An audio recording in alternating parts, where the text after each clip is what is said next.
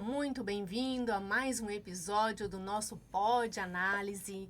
E nós estamos aqui novamente para fazer uma análise de um filme. Bom, não é somente análise de um filme, é análise de uma história real. E se é uma história real, então significa que para todos nós isso pode ter acontecido ou conhece alguém que já passou por essas situações. Nós estamos hoje aqui para falar de um filme chamado Castelo de Vidro, dirigido por Dash Daniel e baseado no livro autobiográfico de Jeanette Rouse. Então, estamos aqui, eu, Ana Paula Previde, psicanalista clínica, e Rafaela Rabelo. Bom dia, Bom dia. Que dia gostoso, né? Sim. Hoje nós daremos início a uma série de vídeos, né? Uma série sobre análise de filme. Né? Por que analisar filmes? Porque é uma forma de a gente mostrar o que a psicanálise faz, como a psicanálise atua, entre aspas, no que seria uma hipótese diagnóstica, né? A gente não tem como trazer uma supervisão clínica, né, para um podcast, mas a gente pode trazer a análise de um filme e a gente pode falar como esses personagens se comportam e como a psicanálise olharia, como a psicanálise vê esse tipo de perfil. Nós escolhemos hoje um filme, que é o Castelo de Vidro. É um filmaço, né? Exatamente. E é uma história real. Quem conta a história é a Jeanette, que é a personagem principal. E ela começa a falar da história dela, né? Que é a história de uma família. Vou usar um nome aqui, nômade, né? Exato. É uma família que passava mais tempo dentro de um carro, viajando no interior dos Estados Unidos. Não tinha uma casa e eram 4 filhos, é isso? São 4 filhos, né? E o casal, que são os pais, né, de todos eles. Vamos apresentar um pouquinho os 3 personagens principais. Exato. Eu vou começar falando um pouquinho da Jeanette. Né? A Jeanette é quem conta a história. Ela é filha do Rex, E né? da Rose. E da Rosemary, é a família Walls. E ela começa contando a história dela. O filme ele é um tempo que vai para o passado, volta para o presente, né? E a gente começa a ver através da perspectiva dela, isso é muito importante, né? A história da família. E aí ela começa a nos apresentar uma menininha, né? Que tem ali por volta de quantos anos? Mais ou menos uns 4, 5 anos. No início da história. Exato. Sim. Exato. E depois, acho que a maior parte da história dela na infância passa em torno de uns 12 anos, né? Sim, a maior parte do filme passa nessa época. Mas é interessante como já logo de início a gente já percebe uma dinâmica familiar.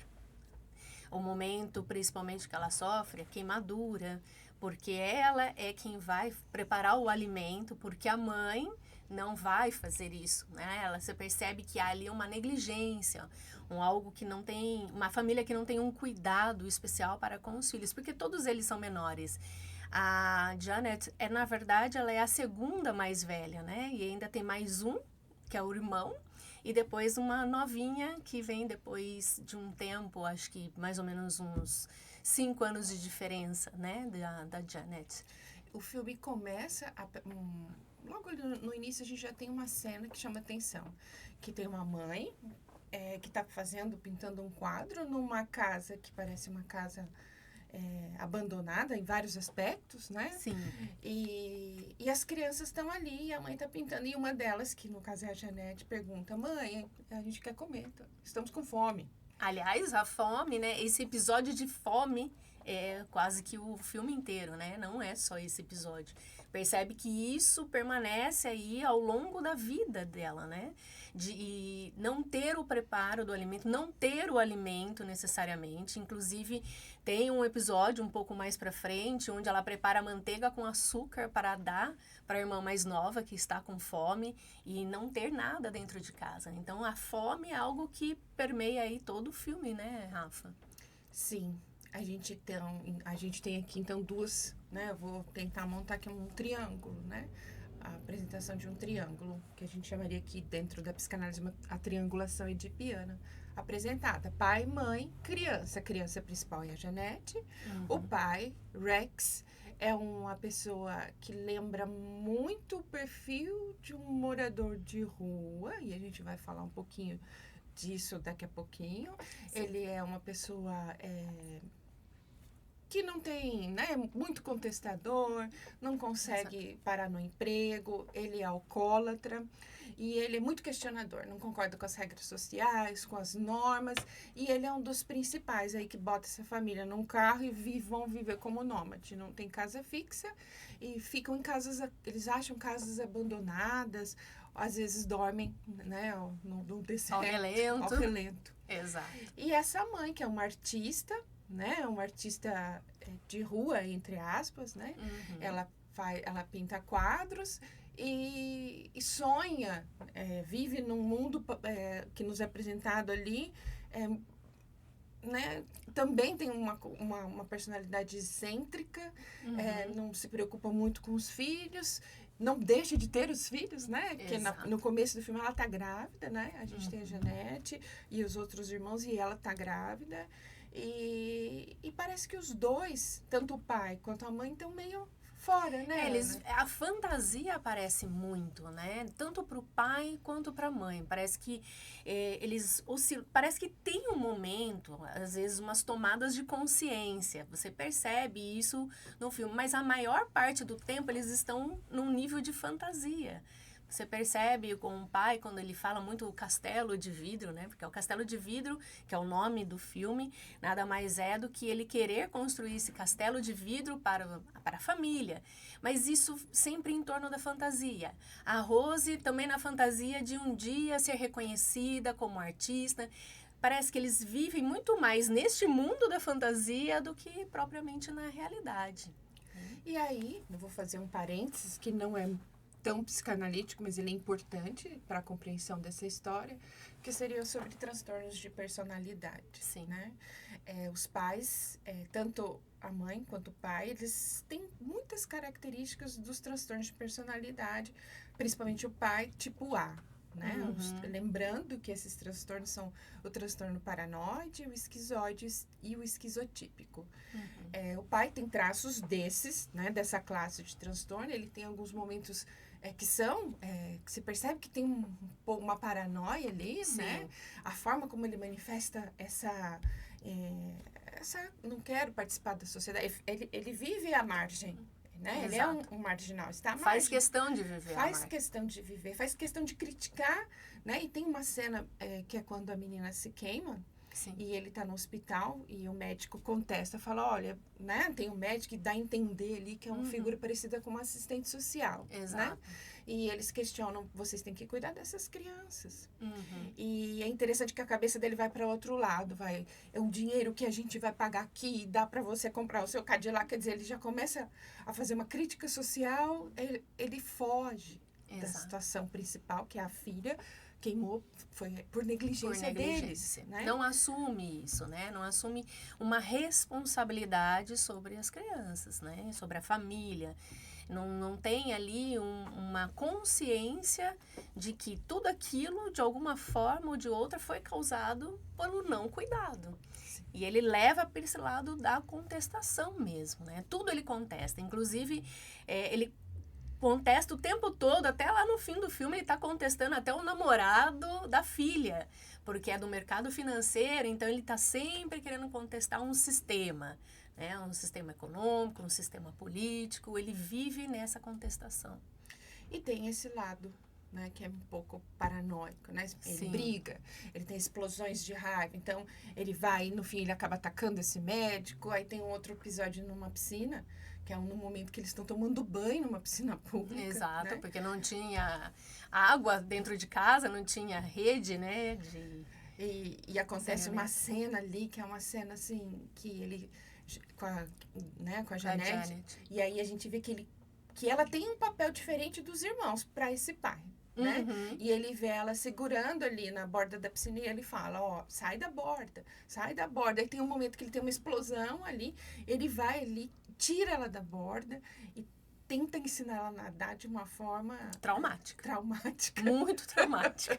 E percebe que isso muitas vezes está associado com a bebida, né? Ela até comenta em um certo ponto do filme que ela fala que toda vez que ele bebe, ele não cuida dela, né? Não cuida dela e dos irmãos. Então, quando tem esses ápices, né? Porque é o tempo todo na negligência, mas quando tem um ápice do não cuidado da negligência, sempre tem a questão da bebida junto ali também, né?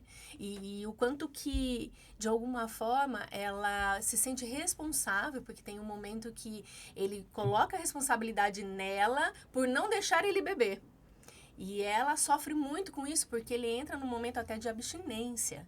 Então, é gritos, ele faz até uma chantagem emocional, uma manipulação para que ela dê a bebida para ele, né? Então, imagine isso num psiquismo de uma criança, de ter que suportar tal responsabilidade, né? O papel totalmente invertido. Sim.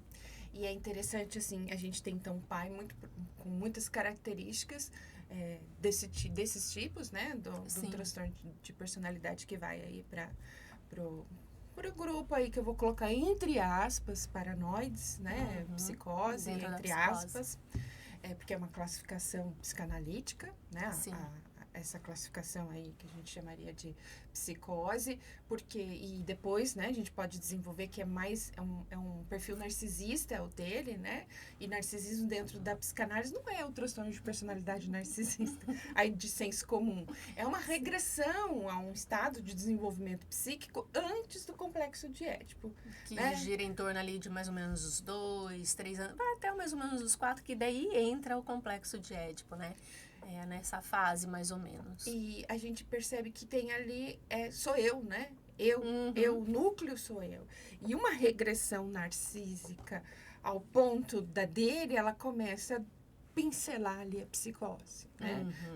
Isso aí são conceitos que nós usamos dentro da psicanálise. Exato. E é interessante a gente deixar claro também que essa é uma análise que nós estamos fazendo desse recorte, porque a gente pegou o quê? O filme para analisar. Tem lacunas que o filme não vai trazer, tem informações que o filme não trouxe, então não tem como a gente ir a fundo em certas questões. Então, isso é uma análise que a gente conseguiu fazer desse fragmento da vida de Janet passada pelo filme, né? Então, acho que é legal a gente deixar isso claro também, E outra né? coisa é que a hipótese diagnóstica na psicanálise, ela vem com uma fala. Uma fala que é estabelecida através de uma relação de transferência. Então, para que haja uma hipótese diagnóstica, tem que ter transferência entre o paciente e o terapeuta.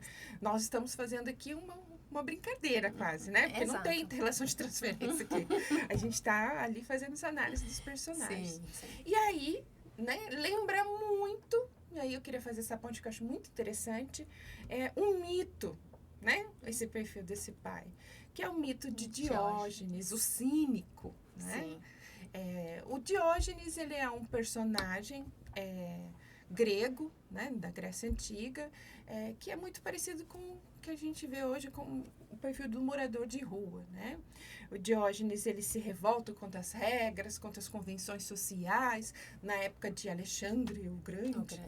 E ele vai viver nas ruas. E tem algumas fotos bem características dele, que ele está com um cão, e ele vive dentro de um barril, né? Tem uma pintura que retrata Diógenes, que vive em Sinoque, dessa forma, né? Diógenes, ele por que cínico, Rafa? Cínico não é o cínico que a gente entende hoje como literal. Cínico, ele vem da palavra, acho que nós, né? Que em grego é o cão. E é uma vida de cão, né? Porque ele fazia as necessidades, se masturbava em público e não tinha vergonha disso, né? Comia como um cachorro e vivia de uma forma, vou colocar entre aspas, novamente, natural, né? E essa forma de viver, onde eu não aceito as regras da sociedade, não aceito o que é estabelecido. Contesta, inclusive. E é um não, né? Um contesto, e aí a gente pode puxar para a psicanálise, né? Que é um não às regras, ao nome do pai, né? Com as convenções. E quando eu rejeito as regras, aí eu começo a sair um pouco da neurose, né? Que é o caminho que se espera para todos nós, né? Entrar aí na neurose. Que aceitar de alguma forma essa castração, essa entrada das leis, das regras, e a gente tem que viver com esse furo, né? E há uma recusa. E então, Diógenes vive ali nas ruas, né? E é muito parecido com o perfil do Rex, o personagem, que é muito parecido com o perfil do morador de rua em geral, quando a gente vai, né? Se a gente procurar no YouTube ou em algum canal, entrevistas com moradores de rua, a gente não vai ser... Muito diferente. Muito diferente, né? Porque ele não concorda com as regras estabelecidas e alguma coisa está errada.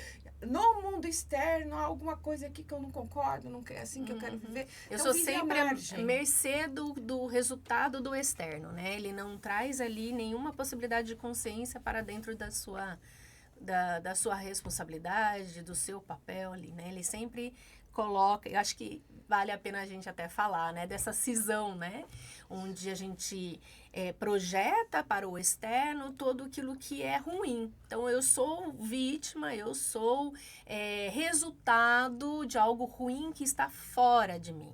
Né? Então, eu me mantenho neste lugar de não me implicar, de não me responsabilizar. Né? Então, eu estou à mercê disso tudo. Né? Então, isso que é interessante que a gente vê no Rex também. Sim. Né? É um não às regras, um não à entrada aí do que seria, do que a gente poderia chamar, numa psicanálise mais lacaniana, o nome do pai. Né? E é interessante que ela também tem, só que manifesta nos dois de formas diferentes, né? Sim. Ele vai para um lado mais paranoide e ela vai para um lado que ela puxa um pouco para as artes, né? E a gente vê que parece que ela não tá tão assim, ela aparenta estar menos fora, né? Talvez, e aqui é uma visão minha, né? A arte ali segure um pouco essa parte sintomática dela, é uma forma dela manifestar essas questões dela. Essa manifestação através das artes. E aí a gente tem as crianças, né? E a gente sai dessa questão e a gente pode começar a falar sobre neurose. E a gente pode começar a falar aquele, então, que olha de uma forma diferente, que entende que há uma maneira de viver, que há algo pré-estabelecido, e a gente pode dizer que os filhos foram para esse lado, né? E acho que a gente podia falar um pouquinho sobre neurose obsessiva através da Janete. Que é a neurótica obsessiva. Já desde ali você já começa a perceber na infância a tendência dela seguir por essa estruturação. Né? Quando ela traz para si a demanda, inclusive, da família, a responsabilidade, chama para si uma responsabilidade que era para ser até então dos pais e ela assume, ela toma a frente disso. É interessante que ela é a mais próxima do pai, né? E ela tem ali, por um tempo, uma certa ilusão de que o pai vai ter essa melhora, né? Mas ela tem uma tomada de consciência quando ela percebe que, principalmente depois de um episódio onde ela vê o pai quase jogando a mãe pela janela, e depois disso eles começam a rir, ela olha para aquilo, imagine isso na cabeça da criança, né? Como que pode? Estava quase se matando e agora estão rindo. Então, eu acho que foi até a defesa, né? É a defesa do neurótico obsessivo diante de tudo aquilo que psiquicamente eu não dou conta. Então, ela conseguiu ir para essa estruturação clínica, inclusive como defesa a tudo aquilo que estava acontecendo na família. Sim. E é interessante que se a gente fizer uma análise mais superficial e de longe, você fala, nossa, ele parece ter traços de um transtorno obsessivo-compulsivo, né? Negligência ali, acumula muito, é um acumulador. Tem hora que ele entrava ali numa espécie de hiperfoco e ficava desenhando o projeto do que seria esse castelo de vidro. Sim. Mas a gente percebe, olha que interessante, que é uma coisa que a gente fala, bate muito para os alunos da escola, né? Por exemplo, porque as pessoas confundem neurose obsessiva com transtorno obsessivo compulsivo. E não é a mesma coisa. Porque que é a gente, toque, né?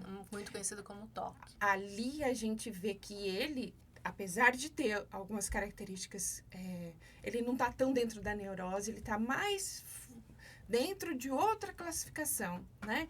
E ela, não, as filhas, a filha, a Janete principalmente, né? Porque depois a gente estava conversando, tem outros filhos que não são neuróticos, mas não necessariamente obsessivos, né? Sim. Ela vai para esse lado, né? Que é um lado mais relacionado à neurose obsessiva. Ela se coloca como aquela que deve salvar a família. Eu tenho que cuidar desses irmãos, eu tenho que cuidar... tem uma cena que ela leva, ela e a outra irmã, os irmãos para pular corda, enquanto os pais estão brigando, né? Então, ela se põe nesse papel de... Eu tenho que cuidar. Né? A responsabilidade, talvez, de cuidar dessa família e do próprio pai recai, então, sobre ela.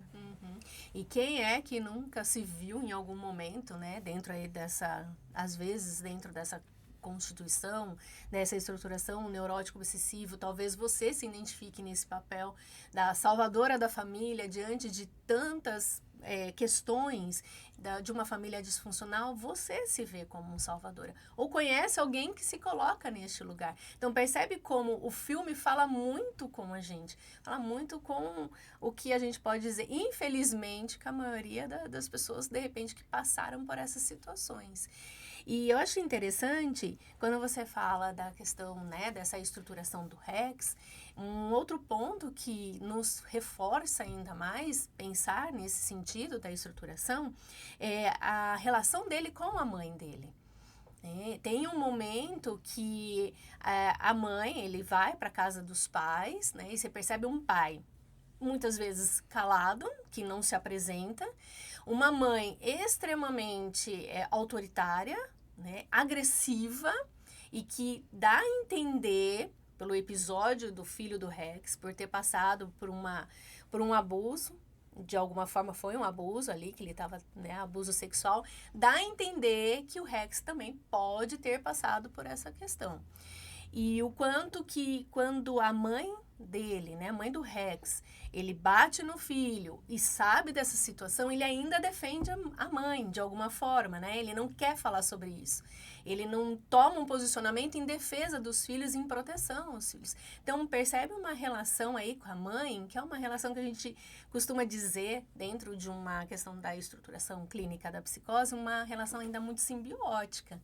E aí, trazendo também informações do quanto ele não tem essa entrada da lei, né, entrada das regras, que a gente chama na psicanálise como castração. Então, percebe que são vários pontos que vão fortalecendo esse nosso pensar a respeito da estruturação clínica, né, Rafa? Sim. E não tem como a gente deixar de ver a herança que fica ali nos filhos, né? Tem uma coisa muito importante, algo muito importante que acontece aqui.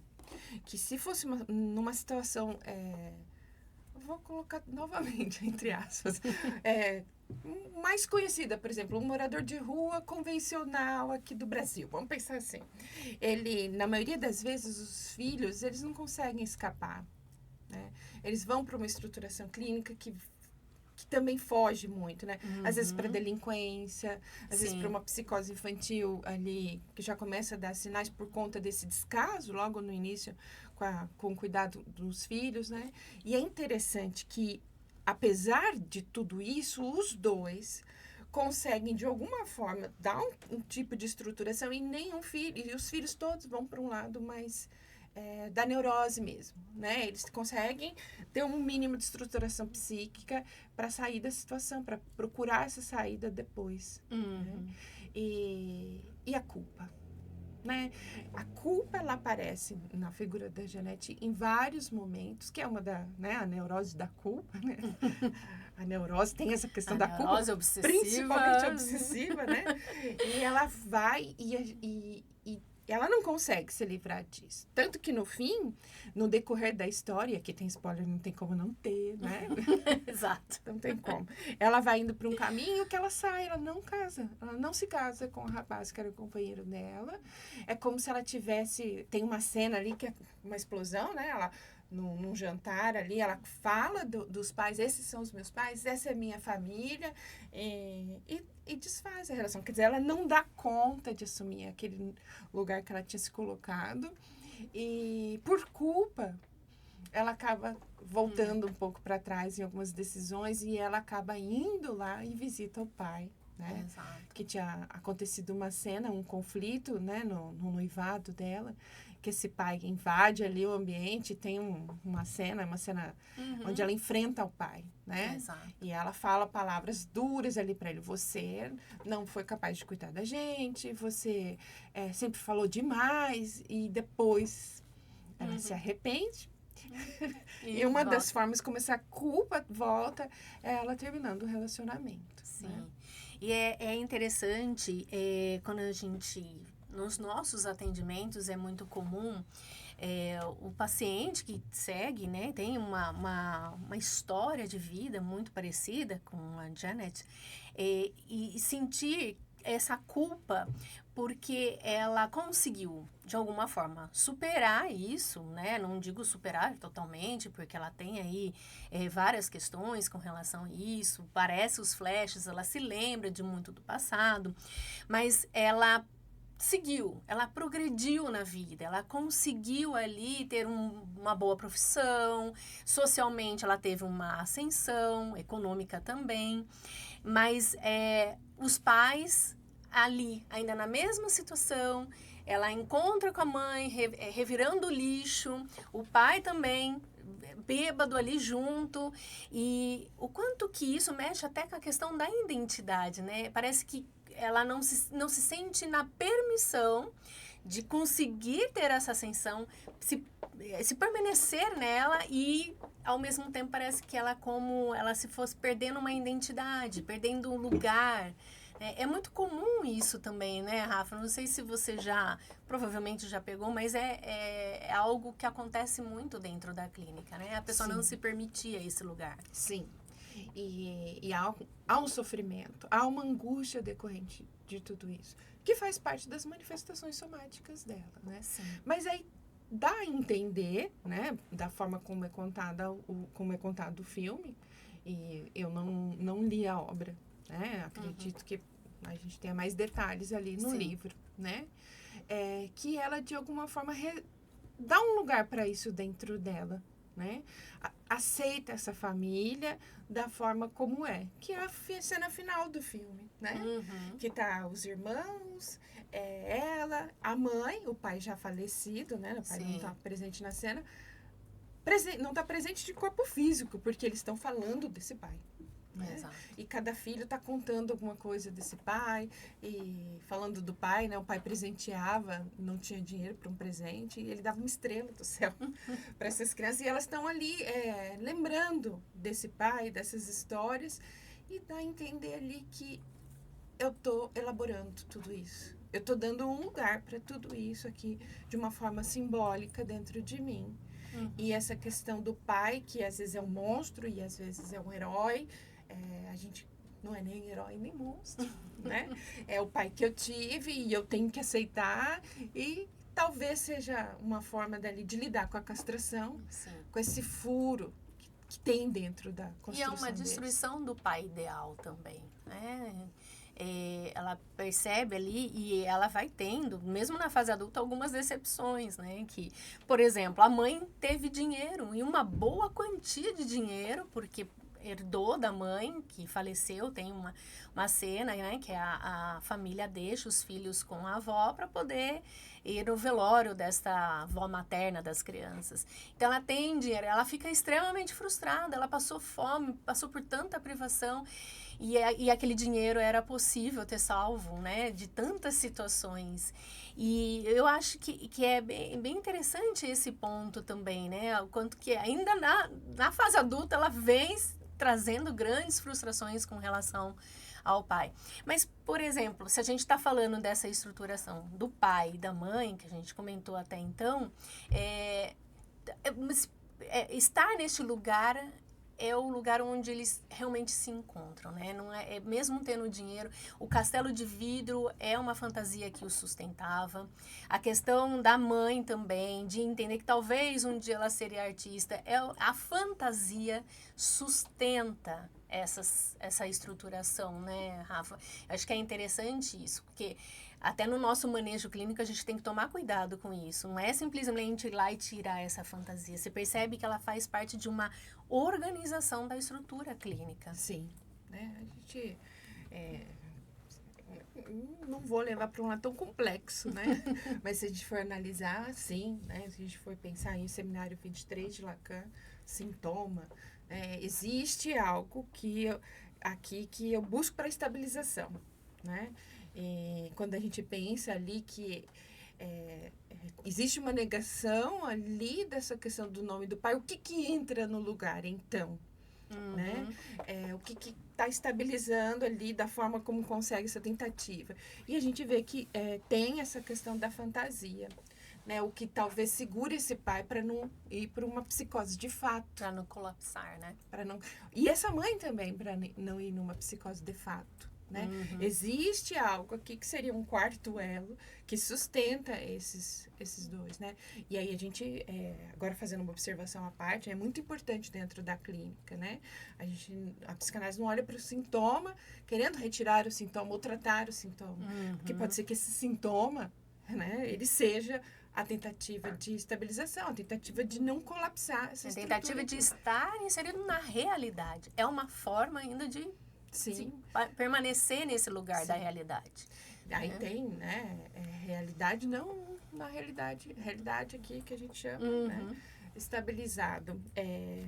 Lacan vai falar isso, num caso que a gente pode chamar de caso Joyce, do James Joyce, que era o escritor, e ele usa a arte, né, tem essa questão da arte para a estabilização da estrutura psíquica dele. Caminhando para o fim, né? Eu acho que tem coisas importantes para a gente dizer aqui, que eu acho que uma que você apontou, que a pessoa não vai para um lado desse porque não tem dinheiro. Isso fica muito claro ali, né? Depois aparece... Não trata-se de dinheiro. Não trata-se de dinheiro. Não se trata de uma situação de eu estou numa situação tão precária, econômica, que eu vou para este lado. Não é sobre isso. Né? Porque a gente vê que ela tem uma herança ali num terreno avaliado mais de $1 milhão. Então, quer dizer, ela não é sobre isso. É sobre estruturação psíquica mesmo. Né? Exato. É como eu me coloco e consigo lidar com as questões do mundo aqui. Né? É o tipo de organização psíquica e como isso se estabelece ali naquele núcleo familiar. E aqui a gente abre coisas para a gente pensar, né? Por exemplo, em questão do morador de rua, porque a gente pode pensar, nossa, muitos moradores de rua vão para as drogas e álcool e por isso eles estão na rua, por conta do álcool e da droga? Não sei. Aqui é um ponto de interrogação, porque no caso dele, quando a gente olha a história dele, o que aconteceu primeiro? Foi o alcoolismo ou, por conta de toda essa estruturação psíquica, ele vai para o alcoolismo, né? Então, assim, é algo que, para esse tipo de situação, é uma incógnita mesmo, né? Talvez a gente tenha que pensar nessa junção de fatores. Existe algo na estruturação dessa psique que leva a pessoa a isso. Não trata só do corpo, né? Só do vício ali, dessa condição biológica. E eu acho que abriria aqui, né, um espaço para, em outras análises, a gente falar sobre a adicção, né, como se comporta, que papel que tem o álcool, a droga, o que ele substitui dentro dessa formação psíquica, em busca do que está essa pessoa, por que ela não consegue sair, né, dessa situação, é tão difícil, não é só química, que é uma coisa que fica ali no filme também. Não é o ponto principal, né, que é explorado. Ali é explorado mais a dinâmica da família e toda essa questão familiar. Mas é algo que existe também. Mas são várias coisas que compõem ali também, né, nessa dinâmica. E uma delas é sobre isso, que é interessante a gente trazer também, né? E embora a gente não vá conseguir trazer aí talvez um manejo clínico para todos, e pensando que muitas vezes dentro da nossa prática como analista, a gente pega alguns pacientes que a gente pode entender, nossa, esse aqui, será que ele está dentro dessa estrutura paranoide? Será que não é? Então, e aí no decorrer do processo da análise, ele já começa a trazer outras questões que a gente, não é bem essa, pode ser ali uma outra estruturação. Então, a gente está fazendo eu acho que é importante deixar claro isso, né? Mas pensando em manejo clínico, e vamos então pegar a Janet, né? E a gente poder falar um pouquinho como que seria o manejo clínico, para a gente poder finalizar, dentro da análise com uma paciente, de repente, aí muito parecida com ela, com questões... Vamos supor que ela chegue num sétimo psicanalítico. Como seria esse manejo psicanalítico com ela? Acho que, num primeiro momento, é a pessoa entender que é um pouco ali da cena final, né? Essa é a sua história. Não há como a gente mudar a sua história. Esse é seu pai, essa é sua mãe. Uhum. E eu vou usar a palavra aceitação, né? Não é bem isso. Não é bem essa palavra, e não é da forma que muitas abordagens colocam, não né? Mas há o processo de entender que essa é a família e eu tenho que entender que não vai mudar o meu passado e lidar com essa falta, com esse furo, né? Minha história é essa. Né? Repetir, elaborar também, mas tem essa parte muito importante de entender que existe um resto que vai ficar aqui, que é o que é. Que é o fato, eu não vou... Tem coisas aqui que eu nunca vou conseguir elaborar. Tem coisas aqui que não vão tomar um lugar diferente depois. Não, é aceitar que essa é a sua história, né? Não é fácil, tá? Isso, às vezes, a pessoa fica uma vida inteira. Meses, anos, e dependendo do, né, do perfil ali, da condição, né? Uma vida inteira de análise para chegar próximo a isso. Exato. E dentro da neurose obsessiva, eu acho que é essa rigidez, né? Cuidar um pouco dessa rigidez, né? Você... não, né? A gente vai cuidando da pessoa para que ela entenda que ela não é responsável pela família. Ela não é a salvadora. Não é a salvadora, ela não é tão importante assim. Que não sem tem ela, o salvador também. Sem ela, a família vai colapsar. Será? Uhum. Né? Será que vai colapsar? Então, quer dizer, esse papel...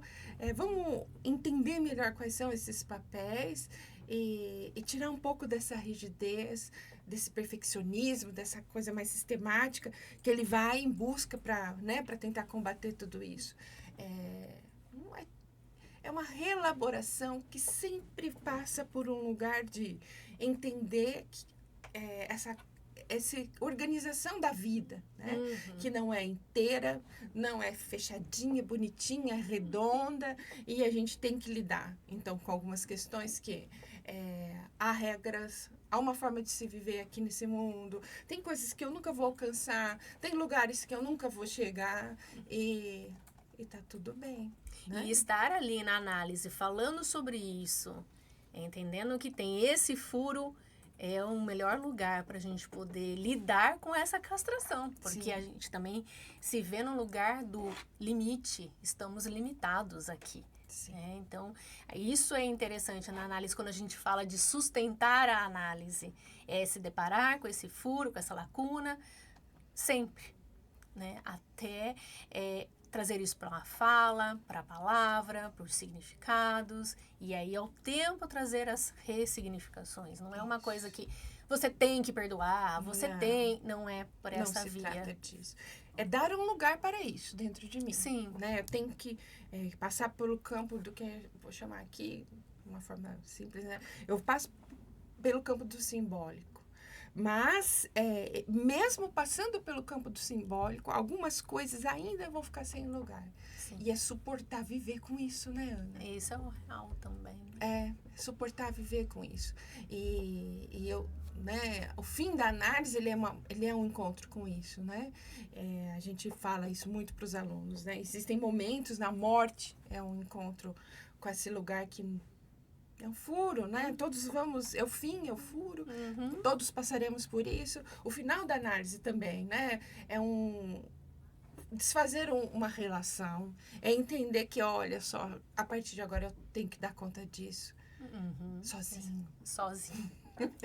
Né? Eu tenho que... Olha, né? Não é questão de um pai ser assim, uma mãe ser assada. Não. Você vai ter que dar um jeito e só. É saber lidar com os amores e desamores, né? Sim. Com os enlaces e desenlaces. Exato. É saber sustentar a vida apesar de todos esses furos, né?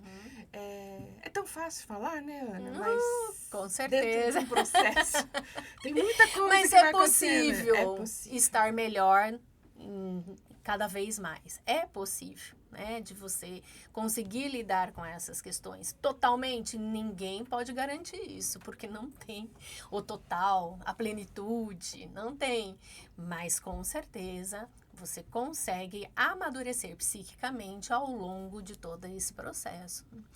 E acho que quando a gente tem essas consciências, quando você trabalha isso e consegue transmitir isso para o seu filho, nesse suporte emocional, com certeza não significa que o seu filho não vai ter os furos, mas ele vai ter um suporte maior, né? Algo que ali sustente com mais tranquilidade. Não sei se é bem a tranquilidade, mas que tenha ali um respaldo para todas essas questões. E né? aqui tem uma questão importante relacionada ao filme, que apesar de toda essa dinâmica doente, ele dá conta de passar uma mensagem para os filhos que você é forte, né? Tá acabando o mundo aqui, mas você é capaz de continuar. Talvez, né, se a gente fizer uma análise assim, olhando, né, se distanciando, ele tenha nesse ambiente caótico, dado ali uma forma dessas crianças seguirem, serem fortes, né? Lidarem com esses furos, vamos dizer e assim. E é isso que ficou no final. Isso fica no final. Né? É isso que fica. Talvez aí ele salva, né, as crianças aí. Né? E é o que talvez tenha favorecido muito para a neurose obsessiva. Para as neuroses, né? Exato. Que essas crianças vão para um lado onde elas conseguem lidar muito mais com a castração e com essas faltas. E é uma coisa que o pai, né, não conseguia, a mãe também não. Isso mesmo. Eu acho que é isso, né? São várias questões. Lógico que se deixar, nós vamos longe. A gente pode trazer a ele diversas linhas da psicanálise. Tava com uma vontade de já falar de Melanie Klein, de Winnicott aqui, mas... Eu imaginei. A hora que a gente começou a falar ali, essas crianças poderiam ter ido para delinquência. Eu pensei, não, vamos puxar o Winnicott aqui. Mas, assim, exato. Vamos falar de mitologia, né? É gostoso, né? A psicanálise é rica, é muito rica. Acho que é isso que dá essa... Né? A gente sorri falando sobre isso, é uma delícia. Espero que vocês, né, tenham gostado. E esse é só o primeiro de vários outros filmes que nós vamos trazer dentro dessa análise. Dessa análise que a gente poderia chamar do que, Ana? Você acha que caberia aqui um psicocast? Um psicocast? Pode ser. Pode análise, pode psicocast. Então, até o nosso próximo episódio do Pode Análise, fazendo aqui um quadro dentro disso, que seria, então, o psicocast. Exato. Muito obrigada. E siga-nos no Instagram, @Escola de Psicanálise SP, e também faça sua inscrição no nosso canal do YouTube, Escola de Psicanálise ESP. Você vai ali acionar o sininho para você ter todas as notificações, além dos novos episódios e novidades da psicanálise e da nossa escola. Então, nos vemos no próximo episódio. Até mais. Até mais.